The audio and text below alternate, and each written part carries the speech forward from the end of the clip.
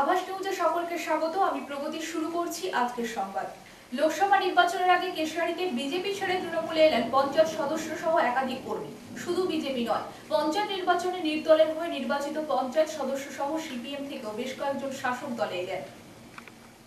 লোকসভা নির্বাচনের আগে কেশিয়াড়ীতে বিজেপি ছেড়ে তৃণমূলে এলেন পঞ্চায়েত সদস্য সহ একাধিক কর্মী। শুধু বিজেপি নয়, পঞ্চায়েত নির্বাচনে নির্দলের হয়ে নির্বাচিত পঞ্চায়েত সদস্য সহ সিপিএম থেকেও বেশ কয়েকজন শাসক দলে এলেন। তাদের হাতে দলীয় পতাকা তুলে দেন মেদিনীপুর লোকসভা কেন্দ্রের প্রার্থী জুন মালিয়া, জেলা তৃণমূলের সভাপতি সুজয় হাজরা, জেলা পরিষদের পূর্ত কর্মাধ্যক্ষ নির্মল ঘোষ, কেশিয়াড়ী ব্লক তৃণমূলের সভাপতি অশোক রাউত, যুব সভাপতি সঞ্জয় গোস্বামী, জেলা তৃণমূলের সাধারণ সম্পাদক পবিত্র শীট সহ অন্যান্যরা। বৃহস্পতিবার সারাদিন কেশিয়াড়ী ব্লকের বিভিন্ন এলাকায় নির্বাচনী প্রচার সভা শেষে লালুয়া পঞ্চায়েতের ধলবেলুন বাজার এলাকায় সভা সংগঠিত হয়। সেই সভায় তৃণমূলের দাবি বিজেপির এক পঞ্চায়েত সদস্য, নির্দলের 2 পঞ্চায়েত সদস্য সহ বিজেপি ও সিপিএম দল থেকে প্রায় 300 জন তাদের হাতে দলে এলেন। রাজ্য মহিলা তৃণমূলের সাধারণ সম্পাদিকা কল্পনা শীটের নেতৃত্বে হয়েছে এই দলবদল। যাই হোক, আমি এইভাবেই থাকতে চাই, সবার সঙ্গে মিলেমিশে সবার কাছে যেতে আমি এইভাবেই থাকতে অভ্যস্ত। আমি হতেই বলেছে আমার দুটো এক্সট্রা ডানা গজিয়েছে বা ডানা আছে তা নয়, আমিও মানুষ আপনাদের মতোই, এবং যে মানুষের মধ্যে ঈশ্বর থাকেন, ঈশ্বর বিরাজমান, তাকে সেবা করাটা মানে আমাদের ধর্মের মধ্যে পড়ে। আমরা এখন একটা পলিটিক্যাল বন্দে মাতরম, অভিষেক ব্যানার্জি জিন্দাবাদ, বন্দে মাতরম, বন্দে মাতরম, মাননীয় নেত্রী আমাদের উন্নয়নের কাণ্ডে মমতা ব্যানার্জি জিন্দাবাদ, বন্দে মাতরম, তৃণমূল কংগ্রেস জিন্দাবাদ, জননেত্রী দেশনেত্রী মমতা ব্যানার্জি জিন্দাবাদ। কতজন পরিবার যোগদান করলো? আমাদের 3টে গ্রাম পঞ্চায়েত আর 3টে গ্রাম পঞ্চায়েত 300 জন পরিবার, সকলেই আমাদের যোগদান করলো। কেন আজকে বিজেপি ছেড়ে কেন তৃণমূল দলে এলো? বিজেপি ছেড়ে কেন সেটা আপনি প্রদীপ পট্টনায়ক ওনার মতো একজন বর্ষিয়ান নেতাও জয়েন করলেন, আমাদের গম্ভীরবাবু জয়েন করেছেন, ব্লক প্রেসিডেন্ট, যারা একদম গোড়া থেকে বিজেপি করেছে, আজকে এতগুলো মা বোনেরা জয়েন করলেন, ভাইয়েরা জয়েন করলেন। তার কারণ তারাও কিন্তু বিরক্তি তাদের মানে তারা একদম ফেড আপ হয়ে গেছে, যাকে বলে যে তারা মানে দম বন্ধ হয়ে আসছে তাদের।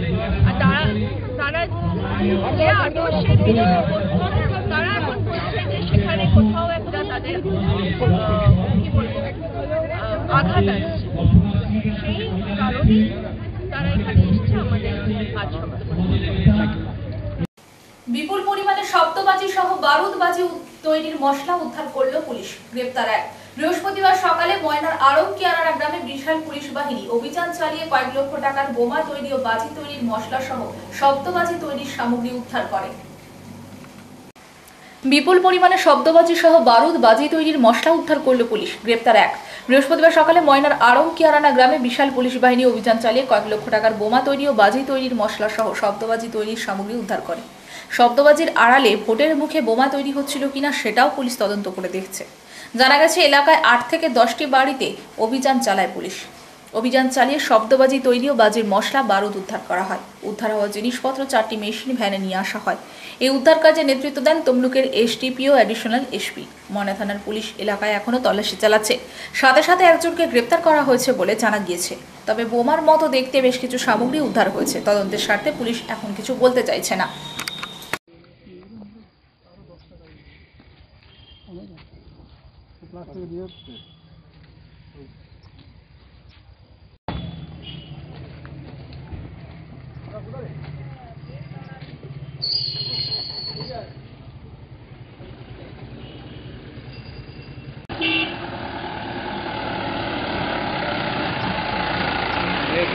করবে তো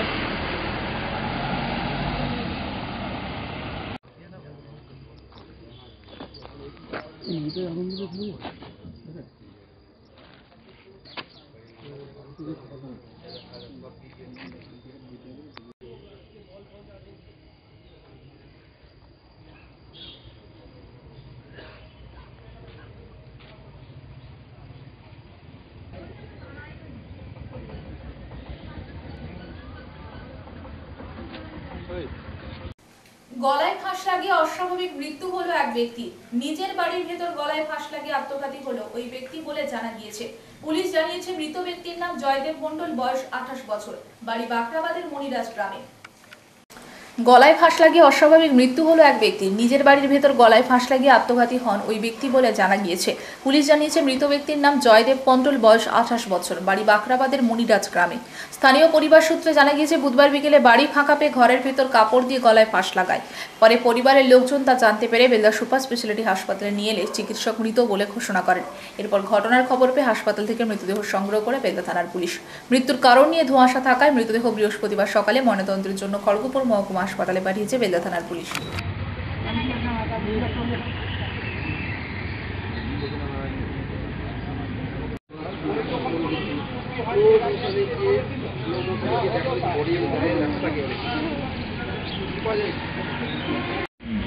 ভাত খেয়ে গিয়েছি, আমার ঘরের পাশে অনুষ্ঠান হয়, মানে ঠাকুর আমাকে এইটাই আমার বাড়ি কিনে এগুলো বুঝতে হচ্ছে ঘরের থেকে। এখন আরও অসুস্থ না, শরীর অসুস্থ, পদবাজুটা মানে গলায় কাপড়টা জ্বলছে, মানে খাটিয়ে বাঁধে এনে দিচ্ছে, জড়ানো হয়ে গেছে। কখন নাগাদ নিয়েছে এটা? 5টার দিকে। কি নাম আপনার ছেলে? আপনার ছেলের নাম কি? জয়দেব মণ্ডল। বাড়ি? মানে আপনার নাম? কাজল মণ্ডল। জঙ্গল ছেড়ে আচমকা রাজ্য সড়কে গজরাজ রামলাল। এই নাম এই জঙ্গল ঘেঁষা গ্রামের মানুষের কাছে পরিচিত দলমার আপাত শান্ত ইতস্তত ঘুরে বেড়ানো এই হাতিটি বৃহস্পতিবার আচমকা লোধাশুলি ঝাড়গ্রাম রাজ্য সড়কের উপর উঠে আসে। জঙ্গল ছেড়ে আচমকা রাজ্য সড়কে গজরাজ রামলাল এ নামে জঙ্গল ঘেঁষা গ্রামের মানুষের কাছে পরিচিত দলমার আপাতত শান্ত ইতস্তত ঘুরে বেড়ানো এই হাতিটি বৃহস্পতিবার আচমকা লোধাশুলি ঝাড়গ্রাম রাজ্য সড়কের উপর উঠে আসে। তৈরি হয় ঘণ্টা খানেকের বেশি যানজট। হাতি থেকে রাস্তায় দাঁড়িয়ে যায় একাধিক লরি, বাস, অন্যান্য যানবাহন। সুর দুলিয়ে ঘুরে ফিরে কিছুক্ষণ গাড়িগুলিকে পর্যবেক্ষণ করে রামলাল। ফলে তৈরি হয় ঘণ্টা খানেকের বেশি যানজট ওই রাজ্য সড়কে। এদিন এই ঘটনা ঘটিয়েছে ঝাড়গ্রাম ব্লকের গড়শালবনি এলাকায়। দাপিয়ে পড়া গাড়ি থেকে চাল বস্তার চাল সুরে টেনে বের করে খায়। রাস্তায় হাতি দেখে আতঙ্কিত হয়ে যান পথ চলতি মানুষজন। ঘটনাস্থলে আসে বন দপ্তরের কর্মীরা। স্থানীয়রা জানিয়েছেন গড়শালবনি এলাকায় আম গাছের বাগান আছে, সে ঢুকে নিজ ইচ্ছা মতো ডাল ভেঙে আম খেয়েছে।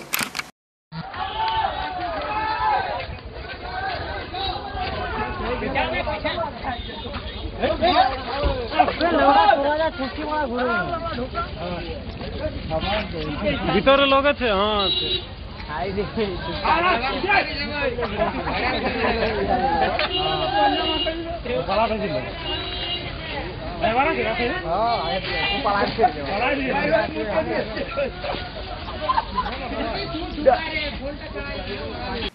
কাথি লোকসভা কেন্দ্রের বিজেপি প্রার্থী সৌমেন্দু অধিকারীর মিছিল গাড়িকে লক্ষ্য করে রাস্তায় বোমা ছোড়ার অভিযোগ তৃণমূল দুষ্কৃতীদের বিরুদ্ধে। অভিযোগ বিজেপি। এলাকায় উত্তেজনা। রাস্তায় বিজেপি কর্মী সমর্থকরা কাঠ ফেলে অবরোধ করেন। আরওয়াল অঞ্চলের কালীর বাজার কাছে তৃণমূল কংগ্রেসের দুষ্কৃতীরা আক্রমণের চেষ্টা করে বলে অভিযোগ।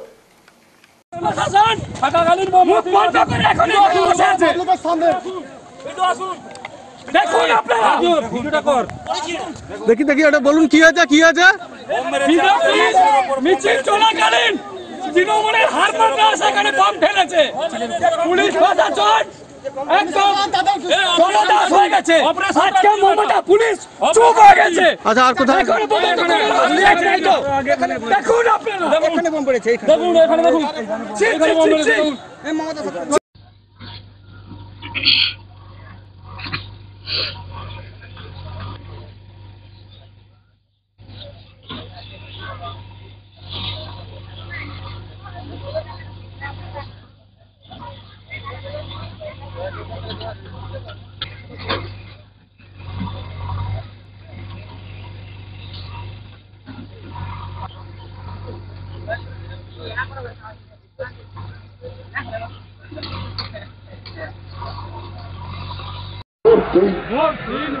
গণতন্ত্র প্রতিষ্ঠার লক্ষ্যে সমন্বয় অধিকারীকে পদ্ম ফুলছি না, ভোট দিন।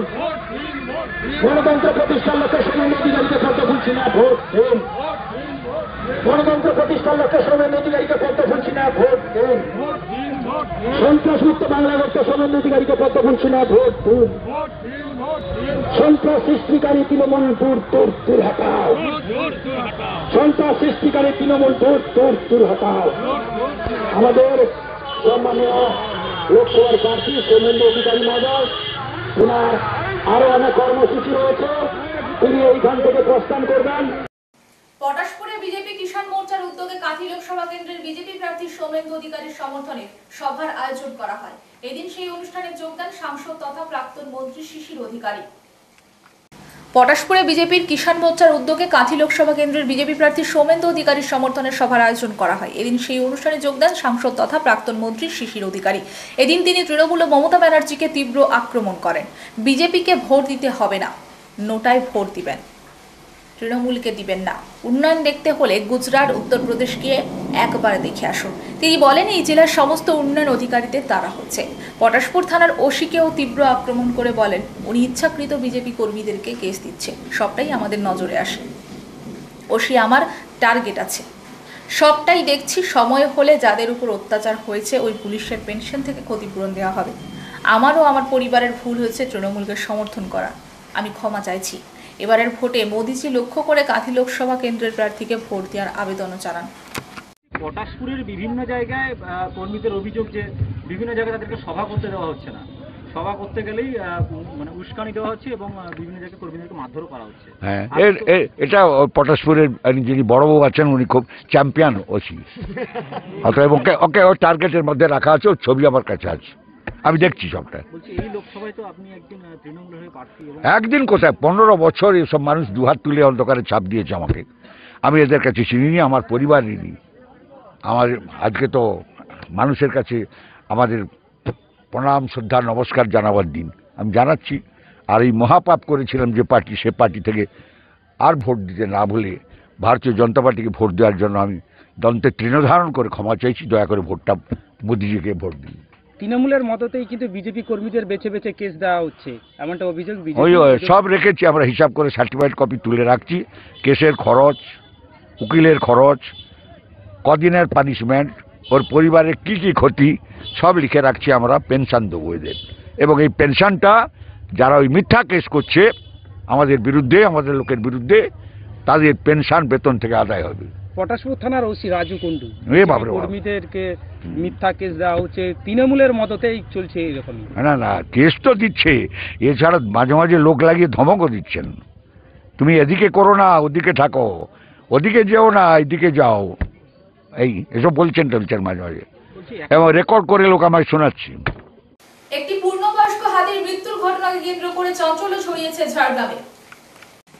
একটি পূর্ণবয়স্ক হাতির মৃত্যুর ঘটনাকে কেন্দ্র করে চাঞ্চল্য ছড়িয়েছে ঝাড়গ্রামে।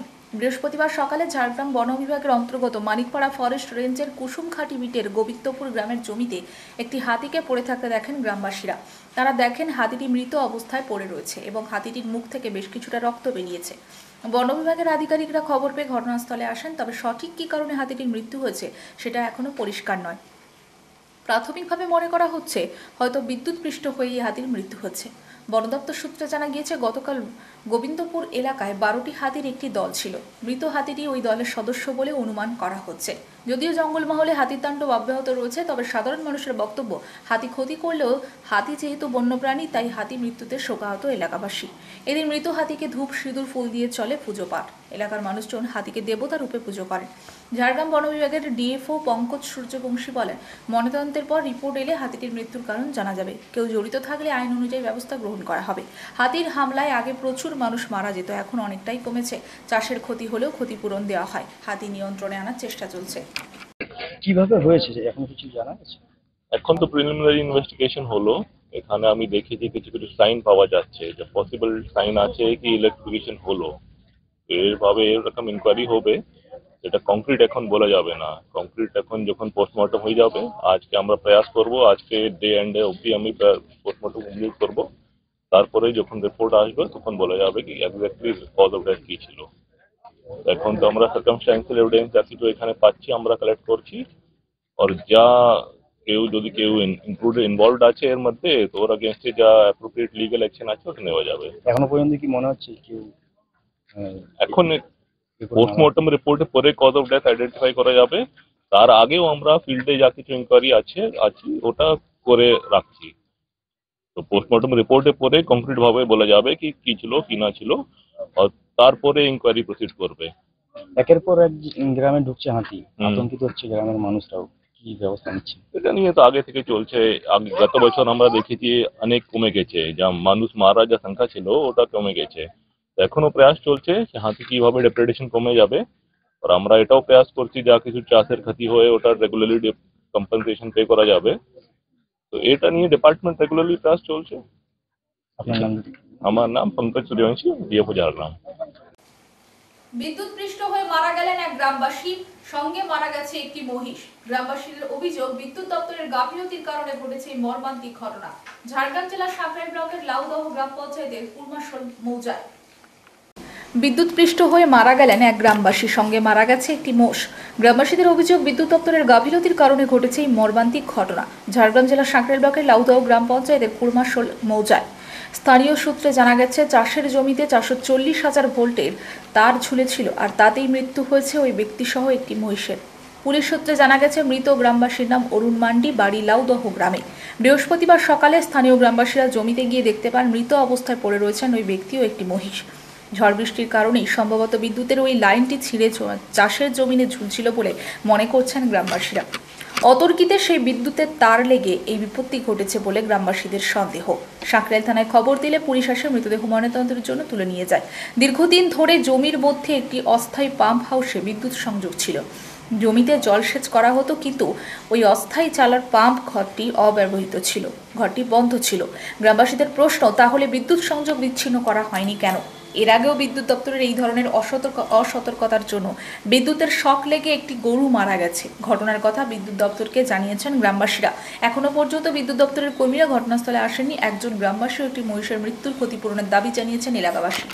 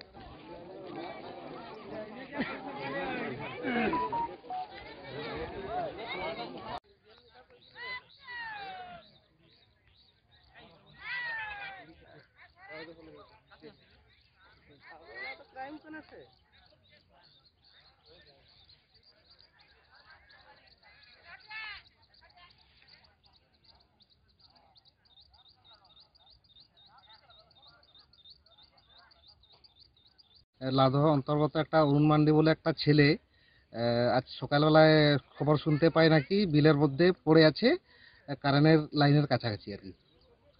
আচ্ছা, দিয়ে দিয়ে খবর শুনলাম, দেখতে এসেছিলাম। তারপরে পুলিশকেও খবর দিয়েছে, পুলিশ নিয়ে গেছে ছেলেটাকে।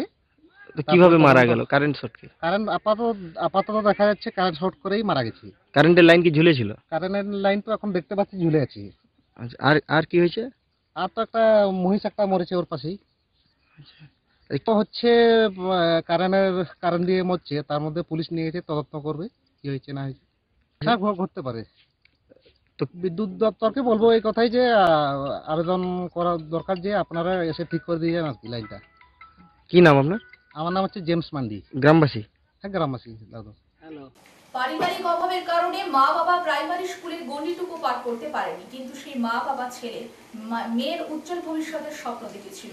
সেই সফল পরিবারের মেয়ে কোয়েল সফল উচ্চ মাধ্যমিক পরীক্ষায় 454 নম্বর পেয়ে স্বপ্ন পূরণ করলো মা বাবার। পারিবারিক অভাবের কারণে মা বাবা প্রাইমারি স্কুলের গণ্ডিটুকু পার করতে পারেনি, কিন্তু সেই মা বাবা ছেলে মেয়ের উজ্জ্বল ভবিষ্যতের স্বপ্ন দেখেছিল।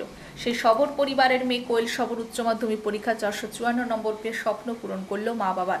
এবার মেয়ের উচ্চশিক্ষার ছায়াসঙ্গী হতে চলেছে মা বাবা। ঝাড়গ্রাম জেলার বীরপুর 1 নম্বর ব্লকের লালগড় গ্রাম পঞ্চায়েতের ভূমিজ ধানশোল গ্রামে কোয়েল সবরের বাড়ি। কোয়েলের বাবা স্বপন সবর একটি কাঠ মিলের কর্মী, মা পিয়ালি সবর গৃহবধূ। কোয়েল ছোট থেকেই ঝাড়গ্রামের একটি বেসরকারি স্কুলে ইংলিশ মিডিয়ামে প্রথম শ্রেণী থেকে পঞ্চম শ্রেণী পর্যন্ত পড়াশোনা করেছে।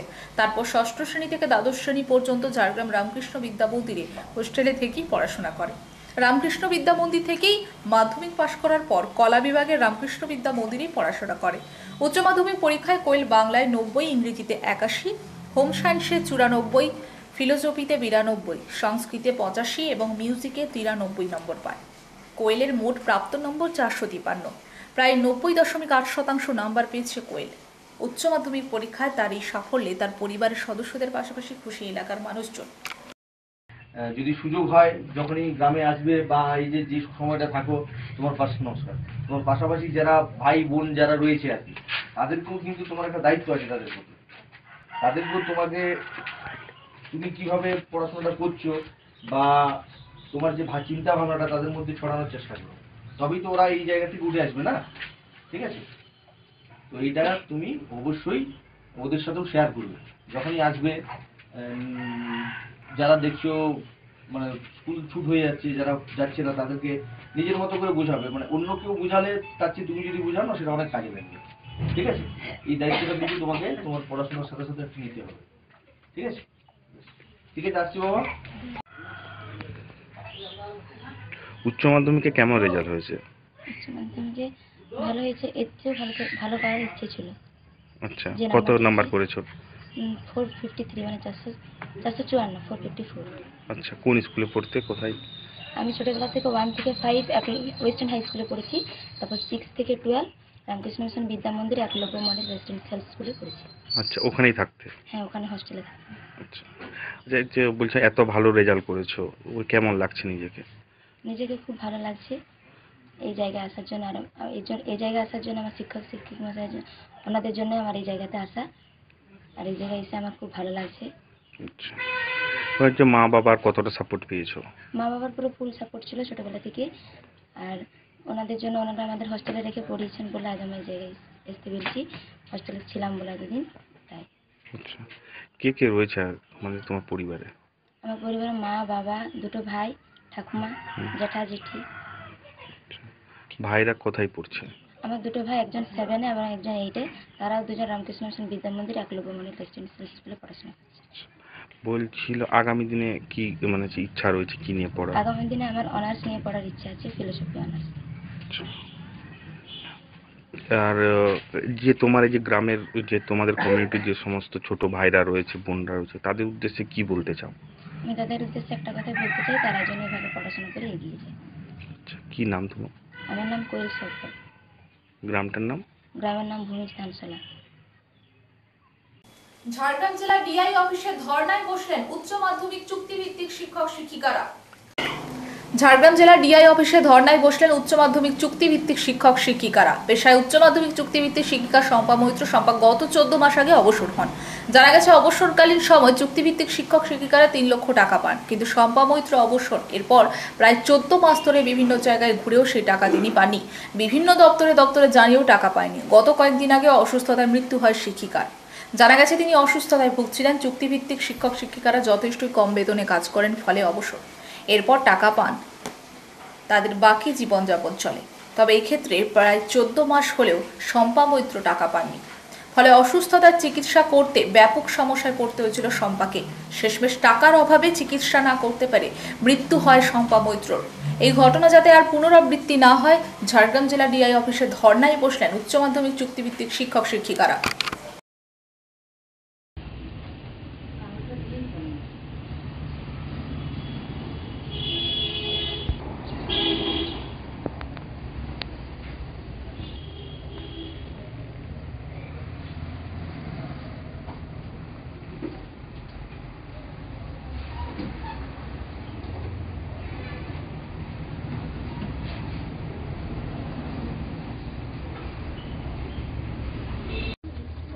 আজকে আপনারা কিসের দাবি দিয়ে ধর্নায় বসেছেন? আচ্ছা, আজকে আমরা এখানে ধর্নায় বসেছি এই কারণেই, আমরা ডিআই অফিস ঘেরাও কর্মসূচি নিয়েছি।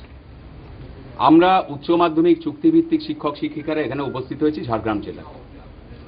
দীর্ঘ 14 মাস আগে আমাদের প্রিয় শিক্ষিকা শম্পা মৈত্র মহাশয়া উনি রিটায়ার করেন। আমরা এই উচ্চ মাধ্যমিক চুক্তিভিত্তিক শিক্ষক যারা তাদের বেতন মাত্র 14,345 টাকা।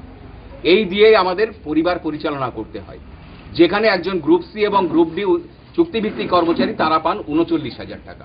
সেখানে আমরা পাই একজন MA MSc MCom BEd শিক্ষক হিসেবে আমরা 14,345 টাকা। এই অবস্থায় কারোরই পরিবার চলে না। এমন অবস্থায় যদি সে রিটায়ার করেন, তার যে প্রাপ্য টাকা 3 লাখ টাকা, আমরা রিটায়ারমেন্টের পরে 3 লাখ টাকা পাই সরকারি নির্দেশিকা অনুসারে, এবং সম্পাদির সেটা 14 মাস ধরে আটকে রাখা হয়েছে। 14 মাস ধরে, গত 29শে এপ্রিল উনি মারা যান। মারা যাওয়ার আগে শুধু মারা যাওয়াটা থেকে বড় কথা হলো যে উনি এই যে 14 মাস যে অর্থ কষ্টে কাটিয়েছেন, উনাকে উনার নিজের যে শেষ সম্বল, নিজের যে বাসস্থান, সেই বাসস্থান ওনাকে বিক্রি করতে হয়েছে। এবং ইনি অসুস্থতা, তার চিকিৎসার জন্য ওনার সেই অর্থ ছিল না। আমরা বারংবার ডিআই অফিসে জানানো হয়েছে, ঊর্ধ্বতন কর্তৃপক্ষ জানানো হয়েছে, উনার সেই টাকাটা উনি পান না। এবং দীর্ঘ 14 মাস পরে উনি গত 29 তারিখে উনি মারা যান। এবং একজন এই অবস্থায় থাকা শিক্ষিকা কিংবা শিক্ষক, তাদের মৃত্যু হলে তার দায় কে নেবে? আমরা বলছি যে এর দায় ডিআই অফিস এবং ঊর্ধ্বতন কর্তৃপক্ষ, এর দায়। কারণ আমাদের এই দুঃখগুলো ওনারা বুঝবেন না। যদি বুঝতেন, আজকে ওই শিক্ষিকাকে 14 মাস বিনা চিকিৎসায় ওনাকে এইভাবে মরতে হতো না। আমরা বাধ্য হয়েছি, আজকে ডিআই অফিস ঘেরাও করেছি। আমরা বলেছি প্রয়োজন হলে ওনার অর্থ যদি ওনার পরিবারের একমাত্র সন্তান যদি তার হাতে তুলে দেওয়া না হয়, আমরা এখানে অনশনে বসবো। আমরা সেটা ঠিক করেছি। কতক্ষণ চলবে এই অনশন? কতক্ষণ আপনারা চলবে? যতক্ষণ পর্যন্ত ওনার পরিবারের হাতে সেই অর্থ না উঠছে, সদর্থক না পাচ্ছি, ততক্ষণ পর্যন্ত চলবে। কারণ এইভাবে একজন তিলে তিলে মরবে এবং এইভাবে সোভাইজিং করে মারা হবে, আমরা তো এটা আর সহ্য করতে পারি না। তাহলে আমাদের এছাড়া বিকল্প তো কোনো পথ নেই। আপনার নাম এবং ডেজিগনেশন? আমার নাম কল্যাণ সরকার, আমি সাধারণ সম্পাদক, পশ্চিমবঙ্গ উচ্চ মাধ্যমিক চুক্তিভিত্তিক শিক্ষক সমিতি। চন্দ্রকোনা রোডে দাঁড়িয়ে মুখ্যমন্ত্রীকে কটাক্ষ রাজ্যের বিরোধী দলনেতা শুভেন্দু অধিকারী। এদিন তিনি ঝাড়গ্রামে বিজেপি প্রার্থী প্রণব টুডুর সমর্থনে রোড শো করেন। এরপর সাংবাদিকদের মুখোমুখি হয়ে তিনি মমতা ব্যানার্জিকে কটাক্ষ করেন। চন্দ্রকোনা রোডে দাঁড়িয়ে মুখ্যমন্ত্রীকে কটাক্ষ রাজ্যের বিরোধী দলনেতা শুভেন্দু অধিকারী। এদিন তিনি ঝাড়গ্রামে বিজেপি প্রার্থী প্রণব টুডুর সমর্থনে রোড শো করেন। এরপর সাংবাদিকদের মুখোমুখি হয়ে তিনি মমতা ব্যানার্জিকে কটাক্ষ করেন। সুপ্রিম কোর্টের রায় মমতা ব্যানার্জির স্বস্তি নিয়ে তিনি বলেন, 2022-এর 5ই মে যে অতিরিক্ত শূন্যপদ তৈরি করেছিল মমতা ব্যানার্জি, সুপ্রিম কোর্টও বলেছে ওকে গ্রেপ্তার না করে তদন্ত করতে। সিবিআই যেন মমতা ব্যানার্জির স্বাক্ষরটা নিয়ে জমা করে সুপ্রিম কোর্টে, এটা আমরাও চাই। মূলত ঝাড়গ্রাম লোকসভার বিজেপি প্রার্থী প্রণব টুডুর সমর্থনে বুধবার রাতে চন্দ্রকোনা রোডে রোড শো করতে দৌড়ে আসেন রাজ্যের প্রধান বিরোধী দলনেতা শুভেন্দু অধিকারী। এদিন তিনি তার কর্মী সমর্থকদের নিয়ে এবং প্রার্থী প্রণব টুডুকে নিয়ে বিশাল বড় মাপের একটি রোড শো করেন। এই রোড শো শেষ করে গাড়ি ওঠার মুখে তিনি সাংবাদিকদের মুখোমুখি হন। সাংবাদিকদের মুখোমুখি হয়ে মিতালি বাগের সভায় মুখ্যমন্ত্রীর SC/ST মন্তব্য নিয়ে শুভেন্দু অধিকারী বলেন, মমতা ব্যানার্জি ST/STদের বলছে নিম্নবর্ণ। মমতা ব্যানার্জির সাহস হয় কি করে? দেশের আচার প্রথা অনেক আগেই উঠে গেছে। বর্তমানে বাগদি, বাউরি, কুর্মীরা নিম্নবর্ণ। তিনি দাবি করেন সব SC/ST OBC মমতা ব্যানার্জিকে হারাবেন। তিনি পাশাপাশি এও বলেন, নিম্নবর্ণ বলার অধিকার ভারতবর্ষের সংবিধান দেয়নি। দেশে উচ্চবর্ণ নিম্নবর্ণ বলে কিছু নেই। এখানে একটাই পরিচয়, সেটা হলো আমরা সবাই ভারতীয়। কিছুটা কটাক্ষের সুরে বলেন, মমতা ব্যানার্জি তার মুখটা ব্লিচিং এবং ফিনাইল দিয়ে পরিষ্কার করুক আগে, কারণ এই ভোটে বাংলার সমস্ত SC/ST OBC মমতা ব্যানার্জিকে হারাবে।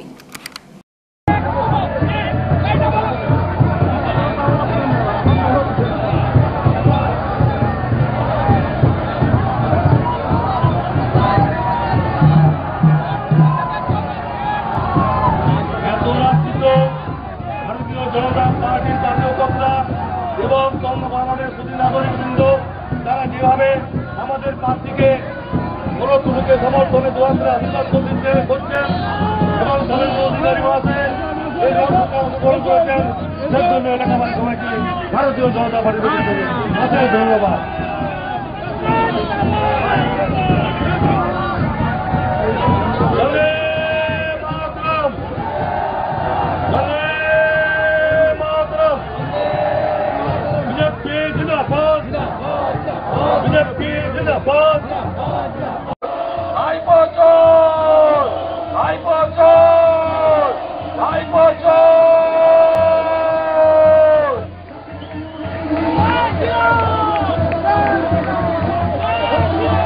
ভারতীয় জনতা পার্টির সমস্ত কার্যকর্তা সমর্থক বন্ধু এবং সুধী চন্দ্রগড়বাসী প্রত্যেকে যে ভারতীয় জনতা পার্টি এত রাজ্য এই রোড শুভেন্দু অধিকারীর সেজ ভাই তথা প্রাক্তন তমলুকের সাংসদ দিব্যেন্দু অধিকারীর কনভয় থামিয়ে তার গাড়িতে পুলিশের তল্লাশি।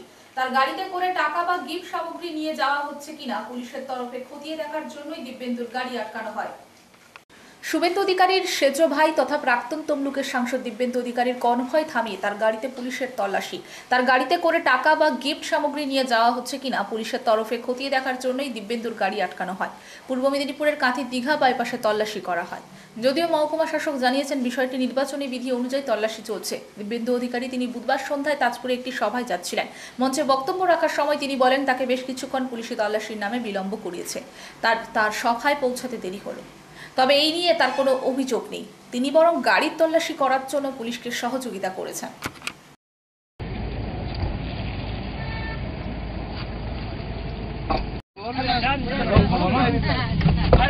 গাড়ি দেখতে হবে আপনাকে।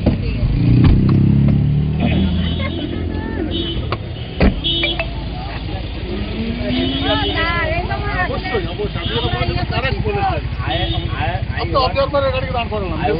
I want to cooperate.